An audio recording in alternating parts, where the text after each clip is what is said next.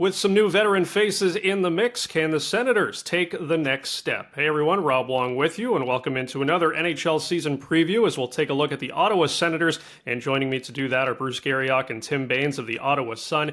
And guys, it was an exciting offseason for Senator fans as Michael Andlauer coming in as the new majority owner to go along with some intriguing free agent acquisitions in Joonas Korpisalo and Vladimir Tarasenko. And let's start there, Bruce. Both guys with varying degrees of playoff experience. Tarasenko, of course, a Stanley Cup champion. What do you think both of those guys can bring to this young Sens roster that already has an established vet in Claude Giroux?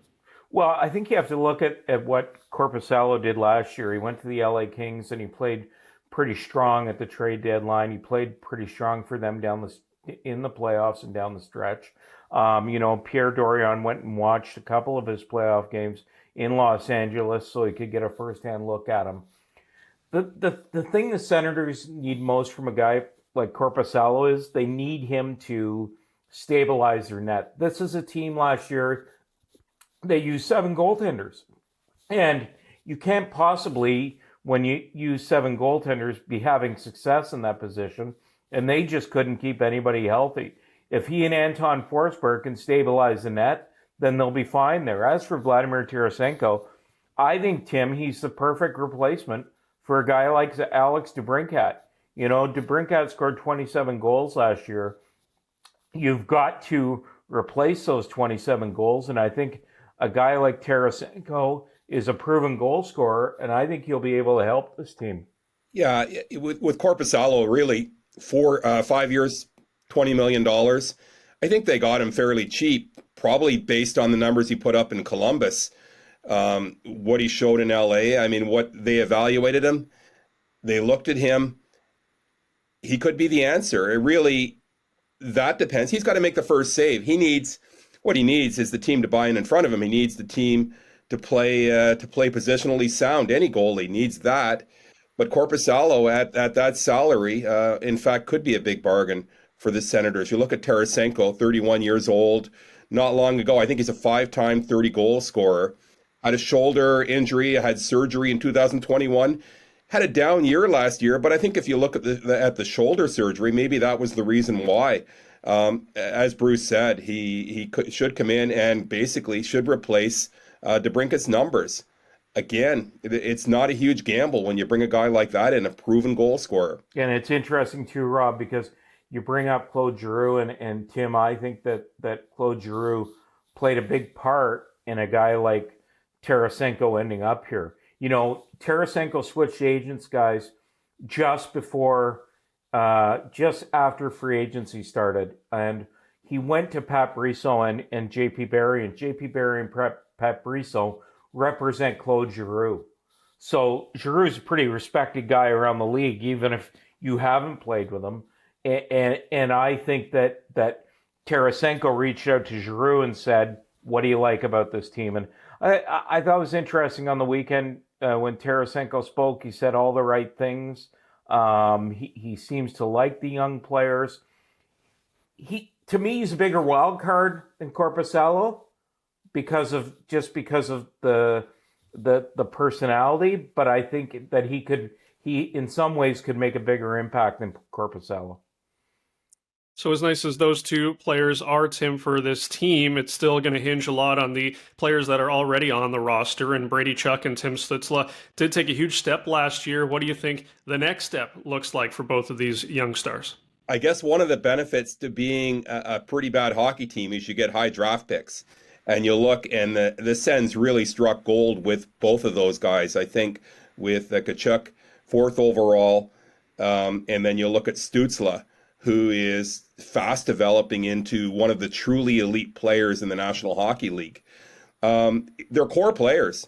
And if you look at the Senators, the offense that they're going to get from Stützle and Tkachuk and the guys behind them, it's just maybe it's wrong. Maybe we shouldn't put the term offensive juggernaut with the Sens.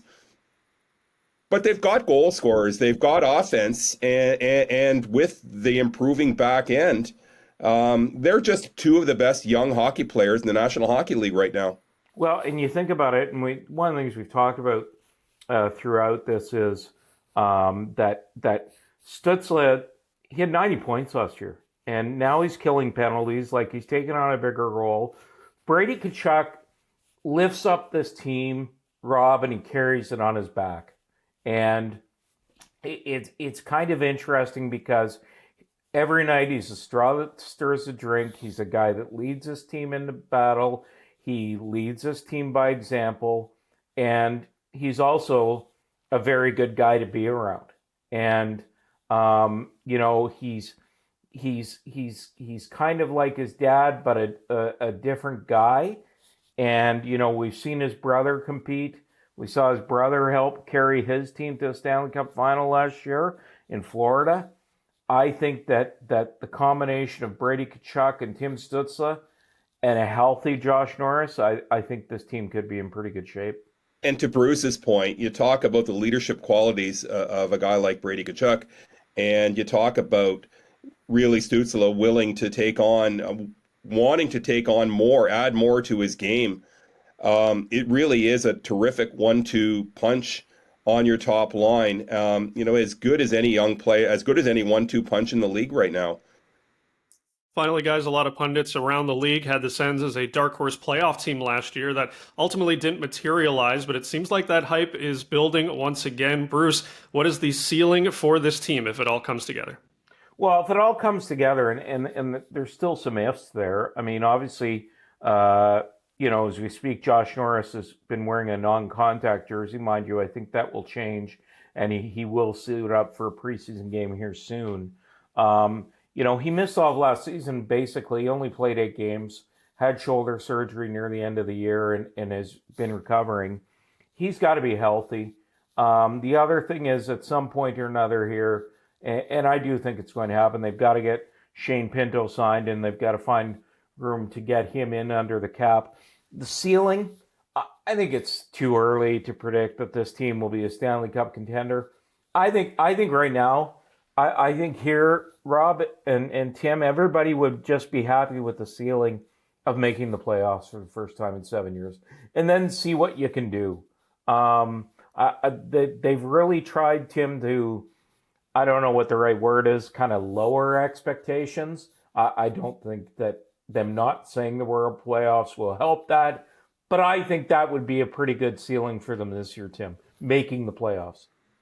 I think we can talk about them making the playoffs, but then we look at the 8 teams that did make the playoffs, and who are we going to knock out? Boston, Toronto, Tampa, Florida, Carolina, Jersey, the Rangers, and the Islanders.